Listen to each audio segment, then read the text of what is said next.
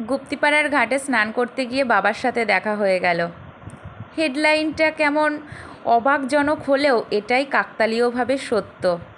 ননদের বাড়ি শান্তিপুর, সেখান থেকে গুপ্তিপাড়ার ঘাটে স্নান করতে গেছিলাম। স্নান করতে গিয়ে দেখি বাবা ওখানে ঘাট পারাপারের জন্য দাঁড়িয়ে আছে। বাবা যাবে পান্ডুয়া।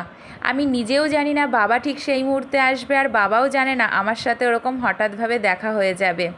বাবা দেখে বলছে, আজকে সকালেই কথা হচ্ছিল যে কতদিন তোদেরকে দেখতে পাই না। যেহেতু আমরা ট্যুরে গেছিলাম, ট্যুর থেকে এসেই সোজা ননদের বাড়ি চলে এসেছি লোকনাথ পুজো উপলক্ষে, আর সেখানে গিয়ে সবাই মিলে গেলাম গঙ্গা স্নানে। সেখানেই হঠাৎ করে বাবার সাথে দেখা। আর এখানে বাবা ঘাট পারাপার হচ্ছে আর মেয়ে টাটা দিচ্ছে। তো দেখো, দাদা ওই পারে যাচ্ছে।